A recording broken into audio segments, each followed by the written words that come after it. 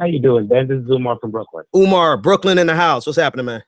You know, I can't blame you for this point of view because this is the very thing that happened. I go back to midterms. When every Democrat, because that's what really made Hillary mentioning Barack Obama so much funniest of all, ran from Barack Obama. When exactly. The better, the more expedient thing to do is to celebrate the man's accomplishments. Now that there's a fight for the seat because he's obviously leaving, now all of a sudden everybody loves him.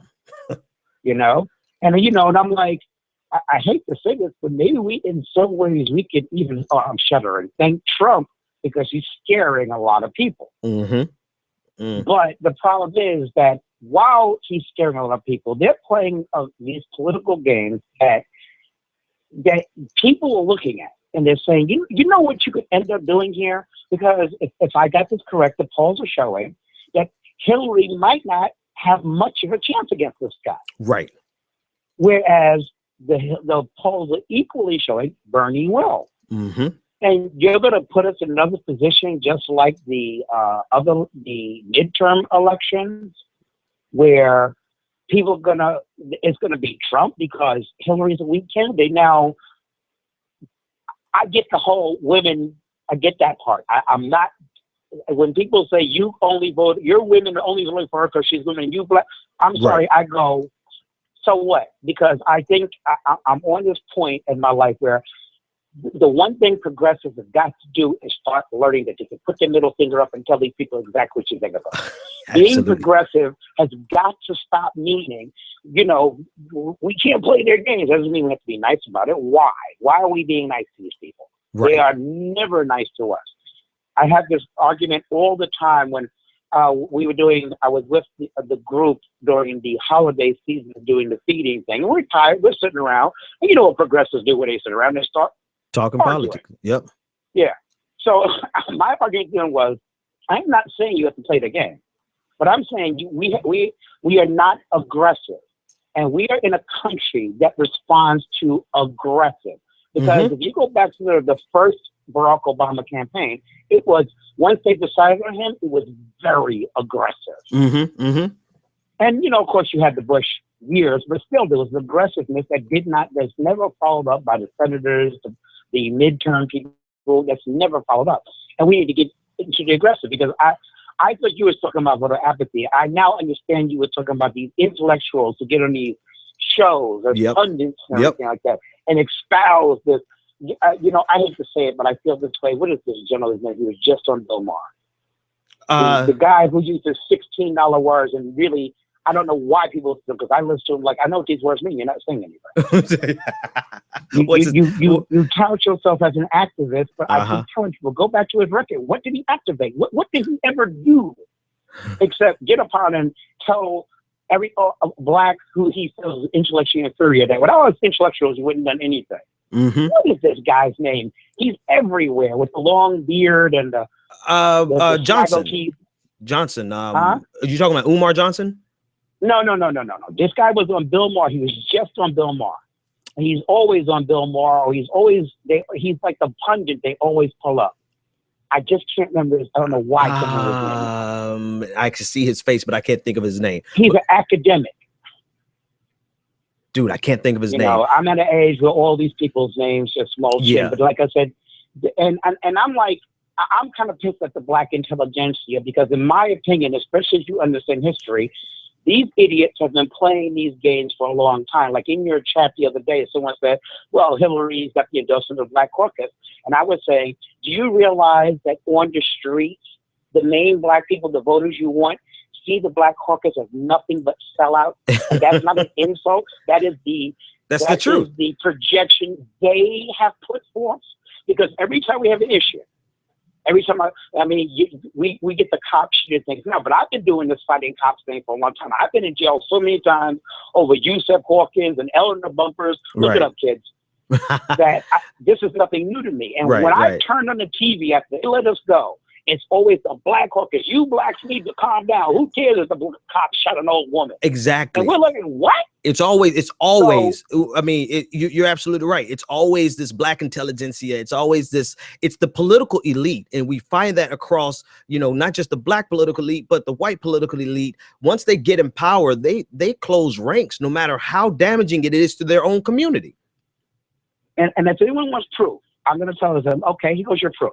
You know that organization called the NAACP? Mm-hmm. I want you to go back to your record, and I want you to show me, since their inception, when they were the Niagara Group, what have they ever accomplished?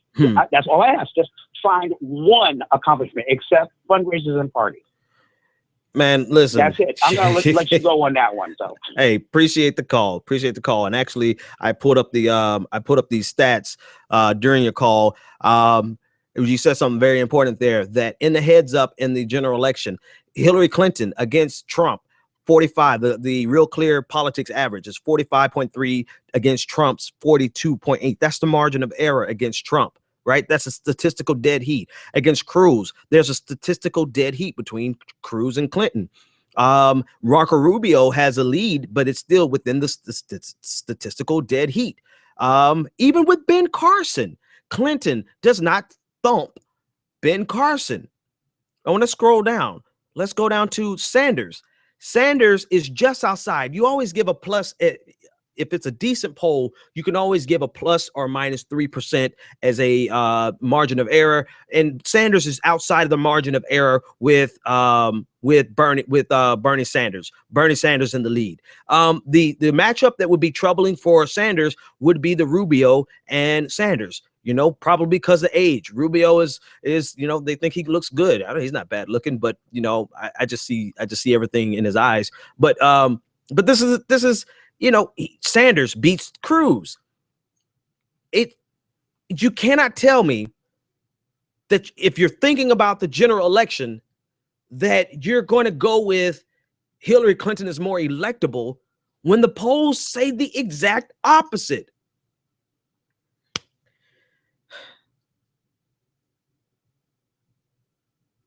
We're seeing the purging of the Democratic, screw the Democratic Party. We're seeing the purging of progressives from the Democratic Party, because this mindset that we see, this is the mindset of conservatives.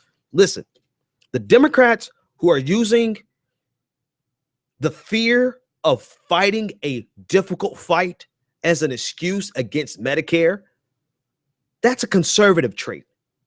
The Democrats who are looking at these polls and saying, despite what the Real Clear Politics average of all of these major polls throughout the summer has stated, despite the fact that it has stated that Sanders is actually better in the general election than Hillary Clinton, they say Hillary Clinton is more electable. So let's ignore this. Let's ignore the data. Let's ignore the polls and only quote the polls that are convenient for us. That is a conservative position.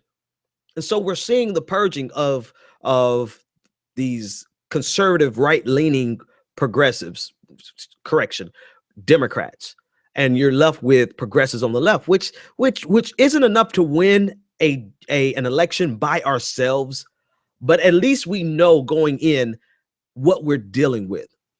At least we know on the far left and the moderate left, we know that Hillary Clinton is not a progressive. We know that if she gets elected, she's going to maintain the status quo.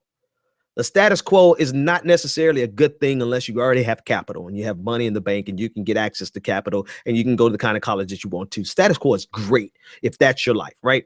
Hillary Clinton is not going to shake up that status quo.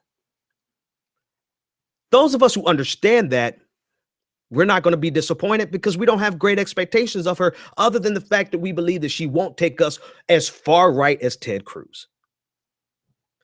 All of these people who are putting their hopes and dreams in Hillary Clinton, they're putting these progressive dreams on Hillary Clinton, despite the fact that she's made every indication to us that she's anything but progressive.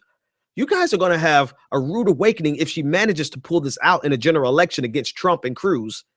You're going to have a rude awakening when you wake up 8 years from now and realize not a damn thing has changed. Everything that you elected her to do or everything that you thought she was going to do, despite what she's saying, she did not do.